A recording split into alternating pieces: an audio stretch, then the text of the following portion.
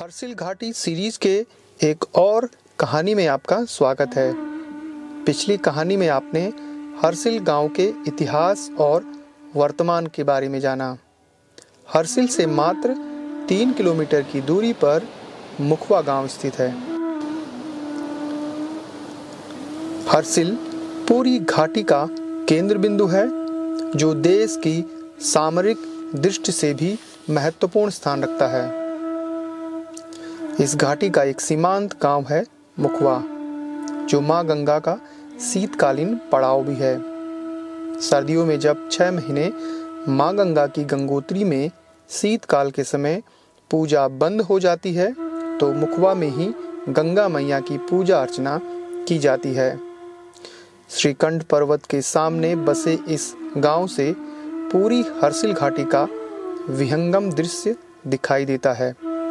नक्काशीदार भवनों और सेब के बगीचों के बीच इस गांव में ग्रामीण पर्यटन की अपार संभावनाएं मौजूद हैं।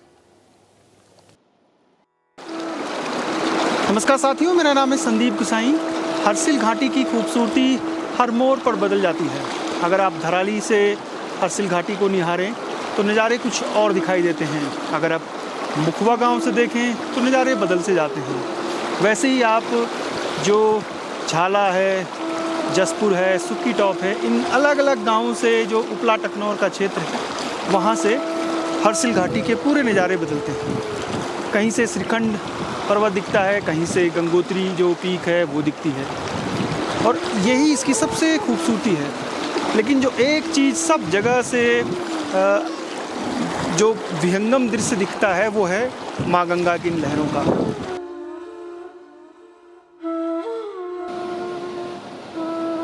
मुखवा गांव भागीरथी नदी के किनारे स्थित है, जो देहरादून से करीब 218 किलोमीटर की दूरी पर बसा है। गंगोत्री नेशनल हाईवे पर धराली से 2 किलोमीटर की पैदल दूरी से आप मुखवा गांव पहुंच सकते हैं। मुखवा गांव में गंगोत्री मंदिर के पास ही सोमेश्वर देवता का भी मंदिर है, जिन्हें माँ गंगा का भाई भी कहा जाता है। हर साल जब अक्षय तृतीया के दिन कपाट खोले जाते हैं, तो सोमेश्वर देवता अपनी बहन को छोड़ने गंगोत्री तक जाते हैं। यह गांव उत्तरकाशी जिले के उपला टकनौर पट्टी का सीमांत गांव भी है। 1962 युद्ध से पहले घाटी का सीमांत गांव जादुंग था, लेकिन अब जादुंग नीलोंग गांव पूरी तरीके से खाली हो चुके हैं। इसके ठीक सामने धराली गांव स्थित है, जहां पर भगवान शिव का प्राचीन कल्प केदार मंदिर स्थित है।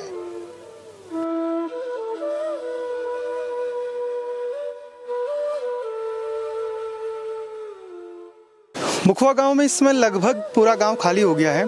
ये जो गंगा मैया यानी गंगोत्री धाम के तीर्थ पुरोहित हैं, उनका गांव है। यानी यहाँ पर सेमवाल जाति के जो तीर्थ पुरोहित हैं वो रहते हैं। कोशिश करते हैं 1-2 परिवार मिल जाएं तो उनसे बातचीत करें। अब इस मकान को देखिए, कितना सुंदर मकान है।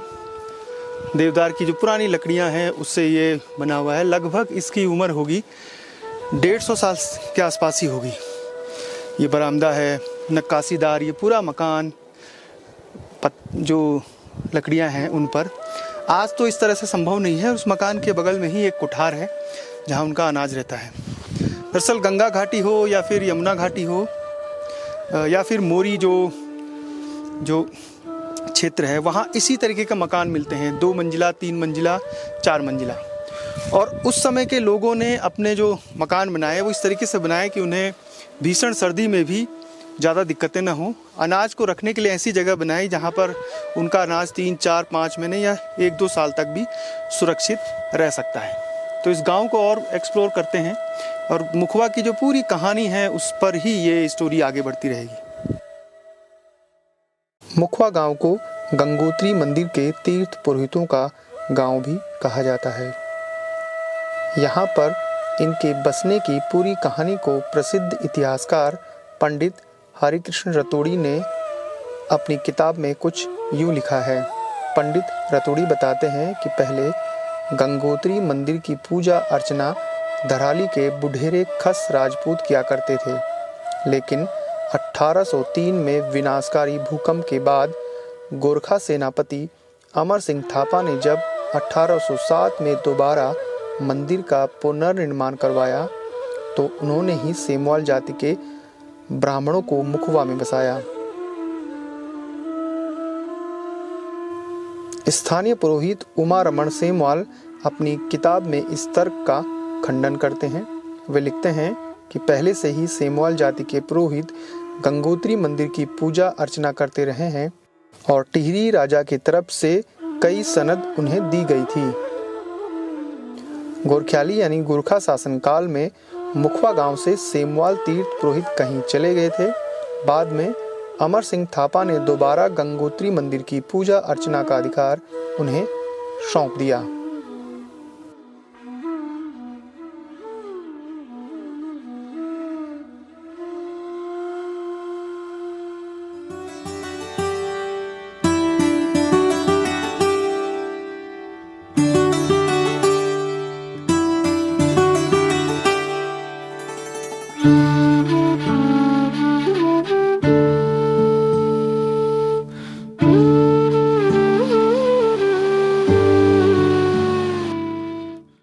मुखवा गांव मां गंगा का मायका भी कहा जाता है।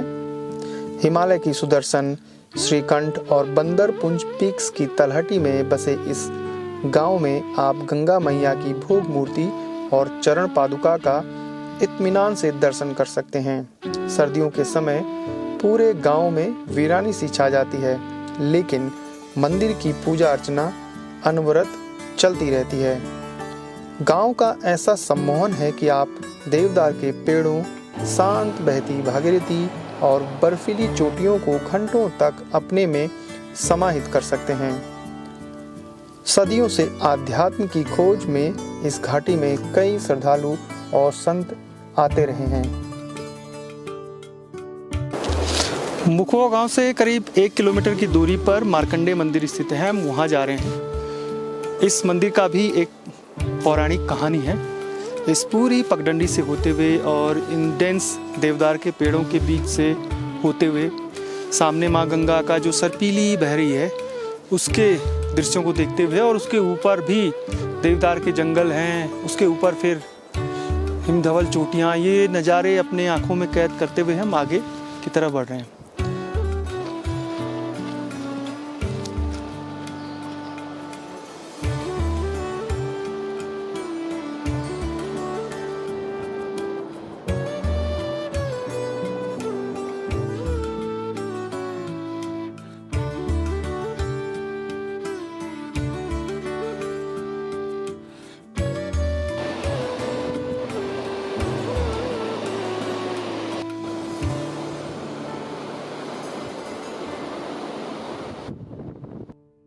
मुखवा से 1 किलोमीटर की दूरी पर मार्कंडे मंदिर स्थित है, जहां पर मां अन्नपूर्णा का भी मंदिर है। हर दिन मुखवा में पूजा अर्चना का शुभारंभ मार्कंडे मंदिर से गंगा जल लेकर शुरू होता है। बरसात हो या फिर बर्फ की सफ़ेद चादर, हर दिन मार्कंडे मंदिर से गंगा जल लेकर पुजारी मां गंगा की पूजा करते हैं। पौराणिक मान्यता है कि यहीं पर मार्कंडे ऋषि ने तप कर अमरत्व का वरदान प्राप्त किया था। स्कंद पुराण के केदार खंड में मुखवा का पौराणिक महत्व बताया गया है कि गंगोत्री और मुखवा में तीर्थ यात्रियों को गंगा मैया के दर्शन का समान पुण्य मिलता है। और ऋषि मार्कंडे वो ऋषि हैं जिन्होंने यहाँ पर तपस्या की थी और दुर्गा सप्तशती लिखी थी, माँ दुर्गा की स्तुति, और साथ में भगवान विष्णु से उन्होंने आशीर्वाद मांगा था कि उन्होंने एक उन्होंने अपनी डिमांड की थी कि मुझे जल प्रलय देखनी है। तो उन्होंने भगवान विष्णु एकमात्र एक वो इंसान थे कि कलयुग में कैसे जल प्रलय से कलयुग पूरा समाप्त होगा, वो एकमात्र देखने वाले वो थे जो के पौराणिक कथाओं में उसका जिक्र है। और ये स्थान जो है मार्कंडे, जहाँ पर हम अभी है।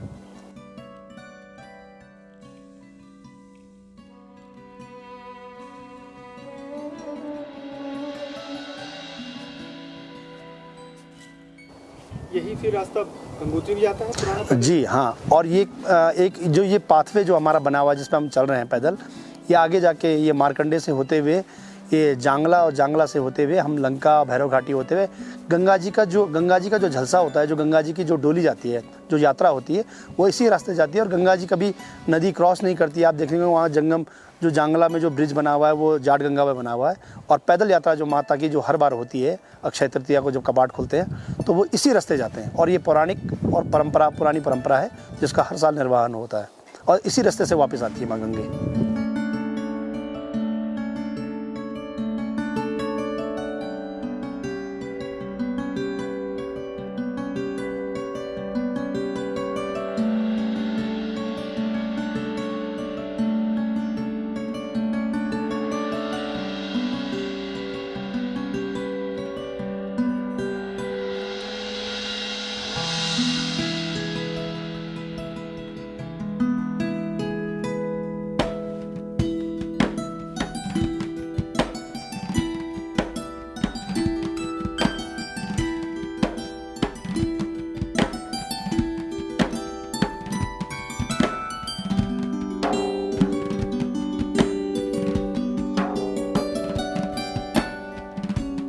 मुखवा और आसपास जो उसके तोक हैं वहाँ पर इस तरीके से पुराने कुठार, लकड़ी और पत्थर के बने मंदिर, हमारी जो पौराणिक विरासत है, जो हमारी ऐतिहासिक ये जो लोक संस्कृति है, उसके दीदार होते हैं।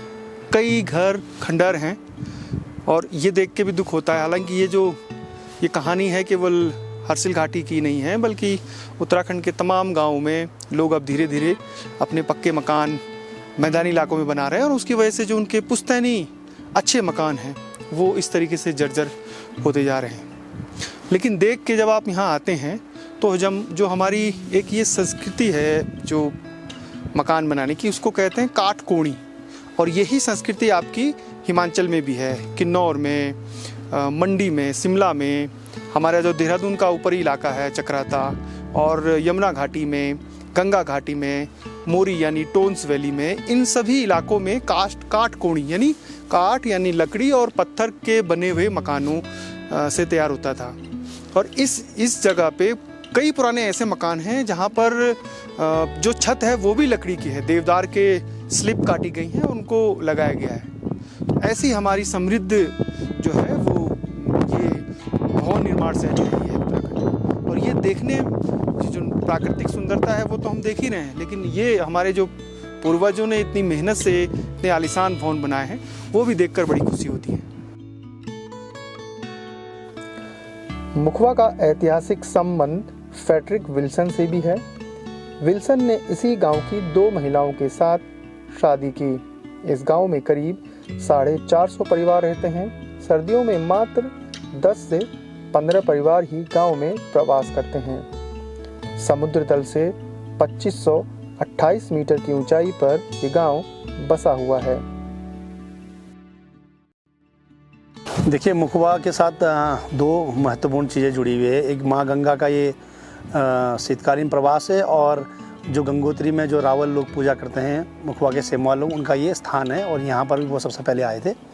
और दूसरा, यहाँ पर एक फ्रेडरिक विल्सन जो एक व्यापारी और एक अंग्रेज सिपाही जो यहाँ पर आया था, ब्रिटिश सेना के लिए काम करता था, वो यहाँ पर उसका ससुराल भी यही है और उसने यहाँ पर शादी की थी।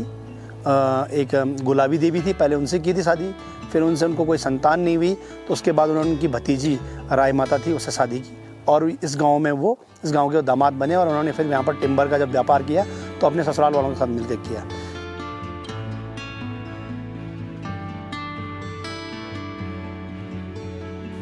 हम गांव भ्रमण के समय कुछ परिवारों से भी मिले।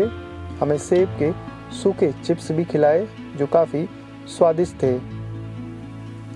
गांव के जो लोग यहाँ पर रह रहे हैं वो पूरी सर्दी में यहीं रहेंगे और फिर मौसम आएगा बसंत का और उसके बाद अक्षय तृतीया।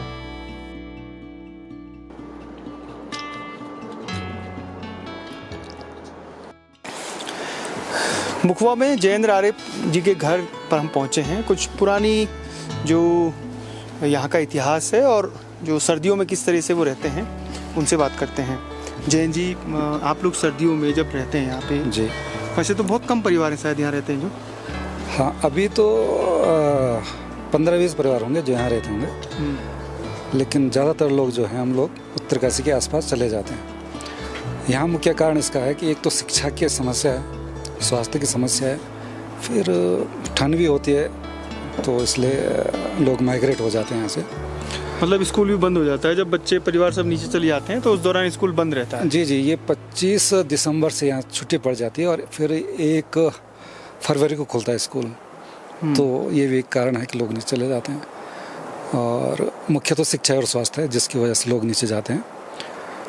और इसके बाद तो तैयारी आप लोग पहले से कर लेते हैं, क्या क्या जुटाना शुरू करते हैं? हाँ, ये आपका अच्छा प्रश्न है। हम लोग जो है अक्टूबर में ही गाय के लिए चारा और अपने लिए राशन, ये सभी लोग, ये लकड़ियाँ हैं, तो ये सभी मतलब कुछ हम अपने लिए जुटा लेते हैं ताकि शीतकाल को हम लोग आसानी से काट सकें। जी, अभी जब बात हो रही थी आपसे तो पुराना आप ऐतिहासिक घटना बता रहे थे। सुक्की गांव से लेकर ऊपर तक ये जो आज गंगा का स्वरूप है, इसके पीछे एक बड़ा हादसा है, क्या था वो हादसा? ये सुक्की टोप शायद 18वीं सदी में ये टूटा है, और उस समय वहाँ जो है गंगा जी रुक गई, ब्लॉक हो गई, जिससे ये गंगा जो है वो रुक गई। तो क्या हुआ कि मतलब झील बननी शुरू हो गई। झील की वजह से ये जो जितने भी हमारी ये बाल होती है जम गई और ये प्लेन होता गया जंगला तक। तो तब से लेकर जो है ये प्लेन है। मतलब गंगा मैया बहुत गहरी बहती थी। हाँ, जैसे भैरव घाटी लंका से हम देखते हैं तो शायद वैसे बहते होंगे पहले यहाँ गंगा जी, शायद गांव से मतलब अगर हम खुदाई करें तो ये रेत बजरी के नीचे बड़े बड़े बोल्डर और पत्थर होंगे जैसे नदियों में होते ही हैं। जी, खुदाई में हमने देखा ये धराली में जो है ये मंदिर निकला है। तो पहले कहते हैं तो 120 मंदिर थे यहाँ, और इसी फ्लड की वजह से ये सब बाढ़ की वजह से ये दब गए थे, और बाद में जो है खुदाई हुई तो एक मंदिर अभी भी दिखता है वहाँ दर्शन करते हैं लोग। तो ये उपला टकनौर की एक अच्छी इम्पोर्टेंट, मतलब जो खूबसूरती आज गंगा की सरपीली बहती हुई और जिसमें रेत बालू छोटे छोटे पत्थर हैं, वो उस सुक्की ट्रेजेडी के कारण हुआ था। तो आर्य जी से बहुत अच्छी बात हुई। सेब के हमने जो चिप्स हैं वो खाए, और सेब भी उन्होंने खिलाए जो अपने लिए रखे हुए थे, चाय पी, और अब हम यहाँ से इस गांव से आगे की तरफ बढ़ रहे हैं। अपन है ना, अभी बहुत मीठा है, अभी भी अभी सीजन चलेगा इसका। एप्पल बहुत मीठा है आजकल, मिठास आ गई इनके ज़्यादा।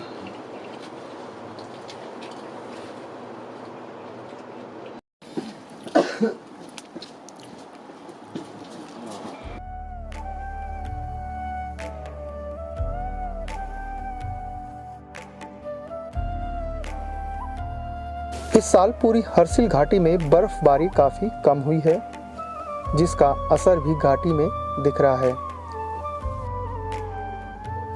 दिसंबर जनवरी के महीने में जब पूरी घाटी बर्फ से ढकी रहती थी, लेकिन वर्तमान में वहां के जंगलों में आग की घटनाएं शुरू हो चुकी हैं। इस समय की बर्फबारी न सिर्फ घाटी के लिए जीवनदायिनी है, बल्कि गंगा नदी के उद्गम में स्थित कई ग्लेशियरों के लिए भी जरूरी है। बर्फबारी का यह चक्र कई सालों से बदल रहा है, जो पूरे उत्तराखंड और हिमालय के लिए एक खतरनाक संकेत है। मुखवा में अभी सन्नाटा है, लेकिन बसंत ऋतु के आगमन के बाद सेब, आड़ू, पुलम में फूल खिलेंगे। जब अक्षय तृतीया को गंगोत्री मंदिर के कपाट खुलने की तैयारी होगी, तो पूरी घाटी में रौनक लौट आएगी। यहाँ के लोग माँ गंगा को बेटी के रूप में विदा करने के लिए जलसा निकालेंगे। तब हर चेहरे पर मुस्कान होगी, हर आँख में खुशी के आंसू होंगे, और चारों तरफ हर हर गंगे के नारों से गुंजायमान हो जाएगा। तब पूरी घाटी में देश और विदेश के तीर्थयात्रियों का सैलाब गंगोत्री पहुंचना शुरू होगा। बस आपका इस गांव और घाटी को इंतजार रहेगा। जय नंदा, जय हिमाल।